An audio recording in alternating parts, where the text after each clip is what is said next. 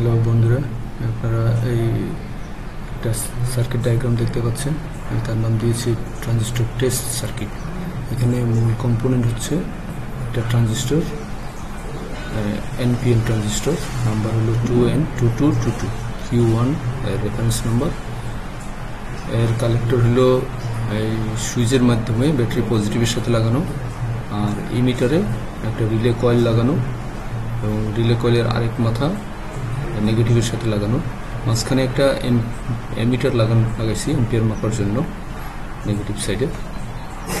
আর বেসটা হলো একটা 1 কিলো রেজিস্টার হয়ে একটা সুইচে, এটা টেস্ট করার জন্য সুইচ হয়ে মিটার হয়ে পজিটিভের সাথে লাগানো অর্থাৎ।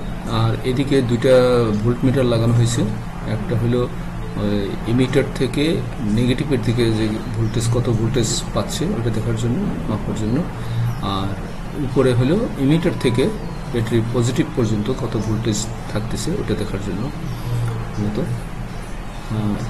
আর যেভাবে অ্যারেঞ্জমেন্ট করা আছে যে এই ইমিটারটা নেগেটিভ সাইডে অর্থাৎ ব্যাটারি লোড হয়ে নেগেটিভ সাইডে লাগানো, আর কালেক্টরটা সরাসরি ব্যাটারির সাথে লাগানো, সরাসরি পাওয়ার সাপ্লাইয়ের সাথে লাগানো। ওই জন্য এই কনফিগারেশনকে বলা হয় কমন কালেক্টর কনফিগারেশন, অর্থাৎ কালেক্টরটা পাওয়ার সাপ্লাইয়ের সাথে।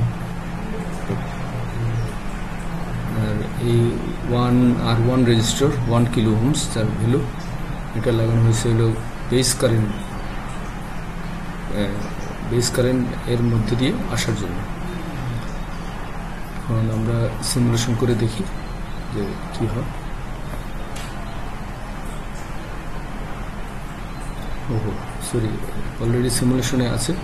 স্টপ করি, স্টপ করলে এই অবস্থা। সিমুলেশন আবার অন করলাম। এখানে দেখেন, এখানে মিলি এম্পিয়ার 0 দেখাচ্ছে, কারণ হলো এখানে সুইচ, মেইন সুইচ হলো ওপেন। আর এগুলো এই এম্পিয়ারেও 0 আর এখানে 0 ভোল্ট মিটারে এটা হয়তো এটা একটা এরর দেখাচ্ছে, সব 0 হওয়ার কথা। আচ্ছা যাই হোক, তারপরে আমি মেইন সুইচ অন করলাম। এই মেইন সুইচ অন করার পরে কি দেখাচ্ছে,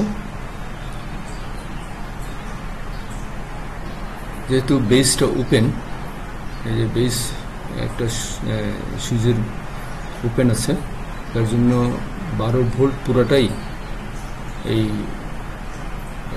পজিটিভ থেকে ইমিটারের মধ্যে চলে আসছে। ইমিটার অর্থাৎ ইমিটার টু কালেক্টরে 12 ভোল্ট আছে, অর্থাৎ লোডে 0 ভোল্ট, অর্থাৎ ইমিটার থেকে নেগেটিভের দিকে 0 ভোল্ট। এখানে এই ভোল্ট মিটারও 0, কারণ হলো 0.01 অর্থাৎ 10 মিলি ভোল্ট। এটা হলো এই রিলের মধ্যে এই যে মিটার হয়ে যে কারেন্টটা ফ্লো হচ্ছে, মিটার এখানে এম্পিয়ার মিটার এবং ভোল্ট মিটার হয়ে যে কারেন্টটা ফ্লো হচ্ছে, এটা কয়েলের হয়ে সার্কিট কমপ্লিট করতেছে। ফলে এই কয়েল রেজিস্ট্যান্সে অল্প ভোল্টেজ ড্রপ হচ্ছে, যেটা 10 মিলি ভোল্ট।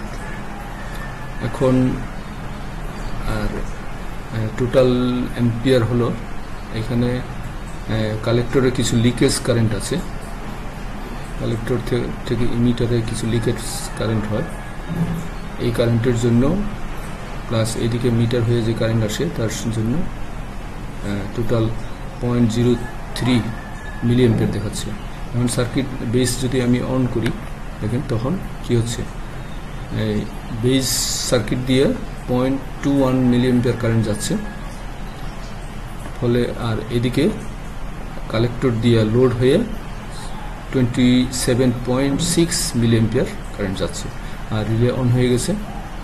আর এদিকে পজিটিভ থেকে ইমিটার পর্যন্ত 0.97 ভোল্টেজ ড্রপ হচ্ছে, আর ইমিটার থেকে কয়েলের মধ্যে, কয়েল প্যারালালে 11 ভোল্ট ড্রপ হচ্ছে, অর্থাৎ কয়েলটা 11 ভোল্ট পাচ্ছে আমার, যার কারণে কয়েল অন হয়ে গেছে। দেখেন, আমি যদি আবার ওপেন করি, এই নীল কালারের যে পার্টটা, এটা মুভ করতেছে, এটা অ্যাক্টিভ, যেহেতু এই যে অন করলে অন, অফ। এখানে বেস কারেন্ট 2.21 মিলি এম্পিয়ার, অর্থাৎ 1 মিলি এম্পিয়ারের 5 ভাগের 1 ভাগ প্রায়। এর জন্য কালেক্টর কারেন্ট যাচ্ছে হলো 27.6 মিলি অ্যাম্পিয়ার। অর্থাৎ এই ট্রানজিস্টর কিভাবে অ্যাম্প্লিফাই করতেছে। আমি যদি একটা এখন হিসাব করি 2 কত, অর্থাৎ 131.4 এত গুণ সে অ্যাম্প্লিফাই করতেছে। বেস কারেন্ট যাচ্ছে মাত্র 0.21 মিলি অ্যাম্পিয়ার, আর এদিকে কালেক্টর কারেন্ট যাচ্ছে হলো 27.6 কে 0.21 দিয়ে ভাগ করলে আসে হলো 131.4 সামথিং। অর্থাৎ এইটাই হলো অ্যাম্প্লিফাই করতেছে ট্রানজিস্টর। এটা এইভাবে ট্রানজিস্টর অ্যাম্প্লিফায়ার হিসেবে কাজ করে। আশা করি বুঝতে পারছেন আপনারা ট্রানজিস্টর কীভাবে অ্যাম্প্লিফাই করে এবং ট্রানজিস্টরকে কীভাবে কমন কালেক্টর হিসেবে ইউজ করা হয়। কমন কালেক্টরে সামারি হলো কমন কালেক্টরটা সরাসরি পাওয়ার সাপ্লাইয়ের সাথে লাগানো থাকে, আর লোড থাকে হলো ইমিটারে, এবং এটা অন অফ হয়ে হলো বেস কারেন্টের উপরে। আর পাওয়ার সাপ্লাইয়ের মোটামুটি 90% ভোল্টেজ পাই হলো লোডে, অর্থাৎ বেস ইমিটার টু কালেক্টর তখন প্রায় 0 ভোল্টের কাছাকাছি। আর আরেকটা জিনিস হলো কমন কালেক্টরে কখনো ইমিটার টু কালেক্টর 0 হয় না, 0 ভোল্টেজ হয় না। কারণ হলো এই 0 করার জন্য যে 0 যদি হয়ে যায় তাহলে তো বেস কারেন্ট পাবে না। অর্থাৎ ইমিটারের চেয়ে বেসটা সবসময় বেশি থাকতে হবে। এটা ফরওয়ার্ড বাইস থাকার জন্য এখানে 0.7 বা 8 ভোল্ট বেশি থাকতে হবে, এবং এই ভোল্টেজটা কোত্থেকে আসবে? এটা কালেক্টর থেকে আসবে। কাজে কালেক্টর কখনো ইমিটার আর কালেক্টর কখনো 0 হবে না ভোল্টেজ।